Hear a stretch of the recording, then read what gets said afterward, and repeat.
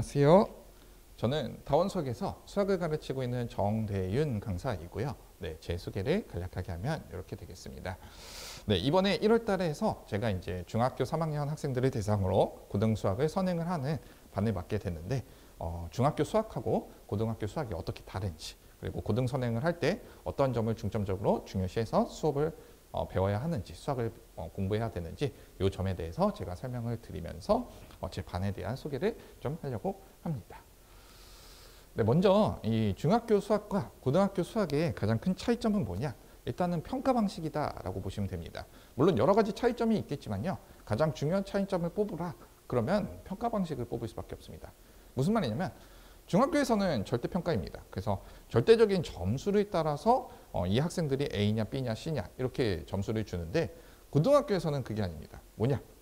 내가 절대적인 점수가 몇 점인지 상관없이 내 상대적인 위치가 어디에 있느냐로 점수를 주게 됩니다. 그러면 이 절대평가를 만약에 학교에서 쓰게 되면 어떻게 되느냐? 학생들이 기본 개념을 파악했는지 혹은 기본 유형을 파악했는지 정도만 물어봐도 괜찮습니다. 왜냐? 학생들끼리 줄 세우기를 나눌 게 아니기 때문에요. 줄 세워서 이렇게 딱 나눌 게 아니기 때문에 이 학생 뭐 줄 굳이 세워야 돼? 뭐 다 개념 잘했으면 90점 이상 주면 되지. 이런 식으로 이제 문제를 내도 괜찮습니다. 하지만 이렇게 상대평가로 문제를 출제하게 되면 어떻게 되느냐? 학생들이 줄이 잘 세워져야 됩니다. 무슨 말이냐? 변별력이 확보가 필요해요. 왜냐? 너무 쉽게 내면 너무 점수가 높아져서 이 학생들끼리 분류를 할 수 없게 되고, 너무 어려우면 또 너무 어려운 대로 학생들이 점수가 다 낮아서 또 분류를 할 수 없게 됩니다. 그러니까 변별력 확보를 위해서 절대 쉽게 내서는 안 되고 최대한 어렵게 내되 학생들이 그래도 어느 정도 풀 정도로 문제를 구성을 해야 된다. 이렇게 보시면 되거든요. 그러면 이 절대평가에서는 문제를 쉽게 내도 되겠죠. 왜? 기본적으로 유형 공부만 했는지 확인하면 되니까. 하지만 상대평가에서는 그게 힘들게 됩니다. 왜? 줄 세워야 되는데 너무 쉽게 내버리면 안 되거든요. 변별력이 없어지거든요. 그래서 중학교 수학과 고등학교의 수학은 가장 큰 차이점이 뭐다? 평가 방식이다. 이렇게 보시면 됩니다. 그래서 절대평가를 사용하는 이 중학교 수학에서는요. 어떻게 하면 되느냐? 그냥 단순히 개념 외우고요. 단순히 문제 푸는 유형 외우고, 그 유형 푸는 방법에 따라서, 문제 외운 방법에 따라서, 푸는 방법에 따라서 그냥 그대로 풀어주면 됩니다. 즉, 이 문제가 왜 이런 걸 물어보지? 왜 이렇게 구성되어 있지? 이런 고난이도 사고를 할 필요가 없이 그냥 유형 반복하고 풀면 끝나게 되는 거죠. 하지만 고등학교 수학에서는 그런 기본적인 유형만 내지 않고 어렵게 문제들을 꼬아서 내고 다양한 문제들을 접근해야 되다 보니까 이런 방식으로만 수업을 하면 네, 고등학교 가서 경쟁력이 좀 떨어지게 된다. 이렇게 보시면 됩니다. 그래서 상대평가인 고등학교 수학에서는 변별력 확보가 상당히 필수적이다. 그렇기 때문에 어려운 문제들이 나올 수밖에 없고, 중학교 때처럼 단순하게 유형을 외워서 풀거나 반복만 하는 것으로는 고득점을 절대 맞을 수 없다. 이렇게 생각을 하시면 됩니다. 그러면 고등수학에서는 이런 고득점 문제를 풀려면 어떻게 해야 되느냐? 네, 한 문제를 풀거나 개념 하나를 학습할 때도요. 다양한 방식에서 좀 더 말하면 조금 더 깊고 심도 있는 생각으로, 그리고 여러 방면으로 공부를 할 줄 알아야 됩니다. 즉, 이 개념이 왜 이렇게 돼 있지? 혹은 이 문제를 왜 이렇게 풀어야 되지? 그리고 얘가 이렇게 문제 줬는데 내가 어떻게 풀지? 그리고 무엇으로 이 개념으로 어떤 개념을 써서 이 문제를 풀어야 되지? 이런 식으로 왜, 어떻게, 무엇으로 라는 질문에 좀 명확하게 답할 줄 알아야 됩니다. 좀 더 이제 말하자면 어떤 걸 중요시해야 되느냐? 네, 개념 간의 논리적인 연결성이 중요해지고요. 뭐냐면 한 개념을 한 방향으로만 해석하는 게 아니라 다양한 관점에서 해석할 줄 알아야지만 어려운 문제들을 풀 수 있게 된다. 이렇게 보시면 돼요. 그래서 방금 말씀드린 것처럼 왜, 어떻게, 무엇으로 라는 질문에 답함으로써 이 개념이 어떤 논리적인 구조를 가지고 있는가, 그리고 다른 개념하고 어떤 연결성을 가지고 있는가를 파악할 줄 알아야 되고요. 아까 말씀드린 것처럼 어려운 문제를 내야 되는데 개념 하나를 한 시각에서만 바라보는 방향으로 문제를 출제하면 쉬워지겠죠. 그러니까 하나의 개념을 보더라도 다양한 관점에서 접근을 해서 학생들이 어렵게 만들어 버립니다. 뭐 좀 예시를 들자면 대체적으로 이제 이차함수 좀 예시를 많이 드는데, 이차함수가 꼭지점의 x좌표에 대해서 대칭입니다. 그래서 그 꼭지점의 x좌표가 뭐 a라고 치면 x는 a에 대해서 좌우 대칭인데, 이거를 그냥 말로 설명하면 이렇게 간편한 거를 어떻게 내느냐? 네, f a 플러스 x는 f a 마이너스 x다. 이런 식으로 이제 막 말을 내버리거든요. 함수를 사용해서. 그러면 이거를 개념을 여러 방면에서 했었던 학생들은 그 방식을 수업했던 학생들은 얘 축대칭인 걸 말하는 거구나. 그럼 꼭지점의 x좌표가 a겠네. 이거라는 걸 바로 인식을 하지만 그걸 안 해본 학생들은 뭔 소리지? 무슨 말인지 모르겠는데 이렇게 내버리는 거죠. 그래서 하나의 개념을 배우더라도 다양한 관점에서 이 개념을 바라보면서 수학을 이해를 해야 되고요. 그 다음에 이 개념이 어떤 논리적인 구조를 갖고 있고 다른 개념하고 어떻게 연결되는지 이것도 아주 정확하게 잘 파악을 해야 됩니다. 그래야지만 고난이도 문제에서 하나의 개념을 물어볼 때 이런 방식으로 물어봤을 때 해석할 수 있게 되고요. 이런 방식으로 물어봐도 해석을 할 수 있게 되고 하나의 문제 안에 여러 개념을 섞어서 내더라도 이 개념이 이렇게 연결되고 연결될 수 있지? 그러면 이 개념들을 연결해서 풀면 되겠구나 라는 게 가능해지게 됩니다. 그래서 선행시 필요한 부분은 무엇이냐? 네, 지금까지 계속 말씀드렸던 것처럼 하나의 개념을 배우더라도 여러 관점에서 배울 수 있어야 되고요. 학습할 줄 알아야 되고요. 그 다음에 이 문제를 풀 때 어떤 개념을 활용해서 어떻게 해석을 한 다음에 어떤 개념을 활용해서 풀 것인가 이거에 대해서도 답할 줄 알아야 됩니다. 그리고 각 개념들이 이런 걸 풀 줄 알려면 각 개념들이 어떻게 연결되어 있는지도 연결될 수 있는지도 정확하게 알고 있어야 됩니다.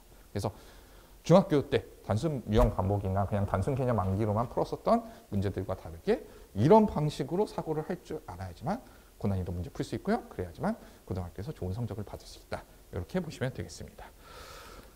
그래서 제 수업은 이제 여기서부터는 좀 자기 자랑인데 이런 앞에서 말씀드렸던 다양한 시각에서 학습하는 방법, 그 다음에 문제를 어떻게 해석할 거고 어떻게 개념하고 연결시킨 건가, 그리고 고난도 문제를 풀려면 어떤 방식으로 이제 접근할 수 있어야 되는가, 이런 부분들을 제가 아주 잘 설명을 합니다. 네. 왜냐하면 저는 이제 서울대다 보니까 충분히 이제 상위 1%죠. 네, 수학에서 제가 1% 밑으로 내려간 적이 없는데 고난이도 문제를 풀 때 이런 개념으로 해석할 줄 알아야 되는구나 라는 걸 제가 충분히 잘 알고 킬러, 준킬러 제가 충분히 풀기 때문에 학생들한테 그걸 어떻게 풀어야 되는지 어떤 방식으로 접근해야 되는지 충분히 잘 설명할 수 있고요. 그리고 또 수학 교육이다 보니까 수학이 개념이 어떻게 다양한 관점에서 바라봤을 때 이렇게 구성될 수 있는지도 충분히 잘 설명하고 또 학생들이 어떻게 어려운 부분에 어떤 부분을 어려워하는지도 충분히 잘 알고 설명을 하는 편입니다. 그래서 지금 아까 말씀드렸던 다양한 개념에서 학습, 해석을 개념하고 연결하는 거, 그다음에 고난이도 문제에서 풀 수 있는 그런 시각들 이런 것들을 제가 아주 잘 설명할 수 있다. 이렇게 보시면 됩니다. 실질적으로 잘 설명합니다. 그리고 이제 아까 말씀드린 것처럼 한 문제 안에 여러 개념을 문제를 내기 때문에 그때 개념간이 어떻게 연결될 수 있는지 이것들도 잘 파악을 해야지만 중요한데 그걸 또 제가 잘 설명을 합니다. 그래서 이제 제 수업의 관리는 어떻게 되냐면 단원이 끝나면 그 다음 시간에 무조건 이제 단원 리뷰 테스트를 봅니다. 그 학생들이 전에 배웠었던 기본적인 유형과 그다음에 거기서 좀 더 발전된 문제들 어떻게 풀 건지 이런 문제들을 내고요. 그리고 이제 원래 정규적인 수업 시간은 6시부터라고 되어 있는데 실질적인 수업 시간은 5시부터다라고 보시면 됩니다. 왜냐면 이제 리뷰 테스트 있는 날에는 5시부터 시험을 봐서 이제 10시까지 좀 수업을 하고요. 리뷰 테스트가 없더라도 5시부터 학생들을 불러서 개념 진도를 하면서 이제 클리닉까지 좀 활용할 수 있게 수업을 구성해 놨다. 이렇게 보시면 됩니다. 그래서 제가 수업 전후로 강사인 제가 직접적으로 클리닉을 하고요.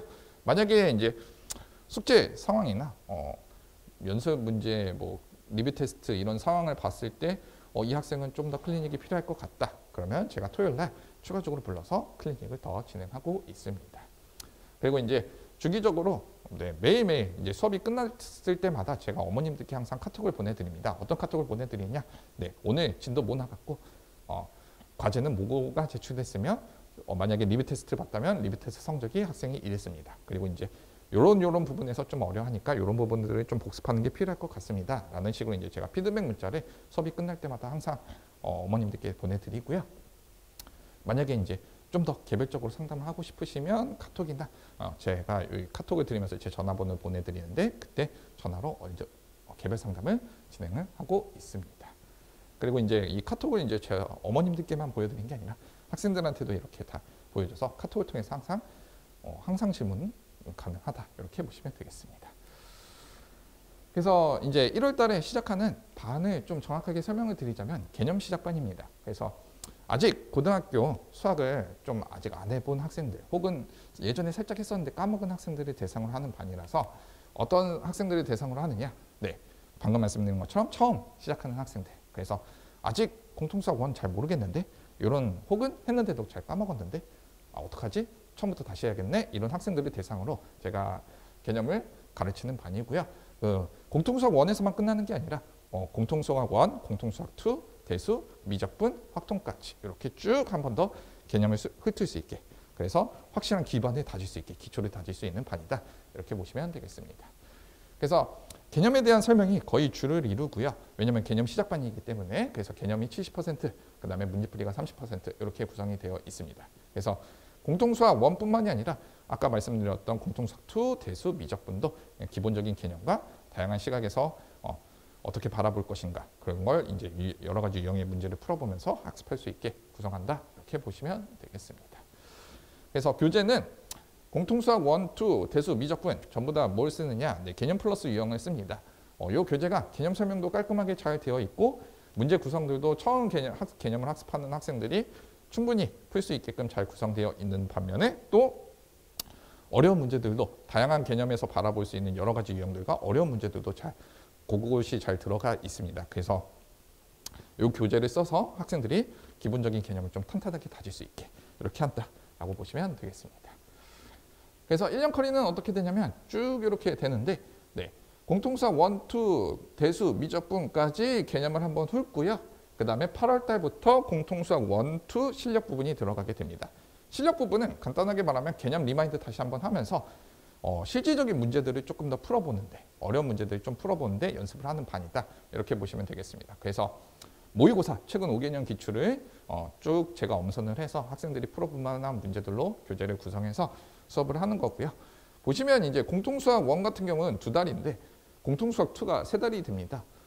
왜 그러지? 이렇게 생각하실 수 있는데 이 4월 말에 학생들이 중간고사 기간입니다. 그러면 이 4월 말 동안 그렇다고 내신 대비를 해야 되거든요. 그러면은 내신 대비를 해야 되다 보니까 조금 교육 과정이 길어지게 된다. 이렇게 보시면 되고 아무래도 저희는 이제 고등 선행을 하는 반이다 보니까 내신 대비에 올인을 하지 않습니다. 무슨 말이냐면 수업 시간이 5시간인데 그중에 이제 2시간은 학생들이 현행 내신 대비를 하고 나머지 3시간은 선행이 끊기지 않게 이렇게 선행 수업을 하고 있습니다.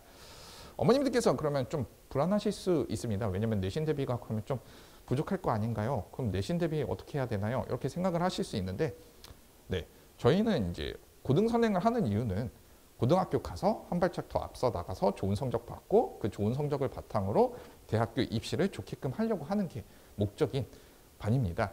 근데 그 고등 선행을 해야 되는 시간을 빼버려서 내신 대비에 투자하게 되면 이 미래의 가능성을 살짝 미래의 가능성을 빼앗아 와서 현재에 투자하게 되는 게 되거든요. 그러면 이제 고등 선행을 하려는 저희 반에 좀 취지와 맞지 않기 때문에 네, 딱 내신 대비는 2, 3주 정도 4월 한 2, 3주 정도만 2시간씩 하루 수업에 2시간씩 이렇게 하고 있다라고 보시면 됩니다. 그리고 이 대수도 3개월인데 그 이유는 역시 6월달 말이 기말고사기가 때문에 이렇게 된다라고 보시면 되겠습니다. 그리고 확통이 지금 교육과정이 바뀌면서 무조건적으로 수능에 들어가게 됩니다. 그럼 확통도 중요해지기 때문에 정규 수업 시간에 넣고 싶기는 했는데 그렇게 되면 이제 공통수학 1, 2가 1학년 수학 처음 시작하는 거기 때문에 중요한데 좀 밀리게 되거든요. 확통을 넣게 되면. 그래서 이 확통은 정규 수업이 아닌 7, 8월 달에 여름방학을 활용한 특강으로 이렇게 집어넣었다. 이렇게 봐주시면 되겠습니다. 그래서 반은 월금반이고요. 월요일하고 금요일 6시부터 10시. 네, 아까 말씀드렸지만 6시부터 실질적인 시작은 5시부터다. 이렇게 보시면 되겠습니다. 그래서 공통수학 1부터 쭉 해서 고등학교 수학 개념을 이렇게 한 번씩 다 하고 공통수학 1, 2 고등학교 1학년 수학을 좀 확실하게 문제 풀면서 좀 다지는 이런 반이 되겠습니다. 네, 지금까지 정대윤이었습니다. 감사합니다.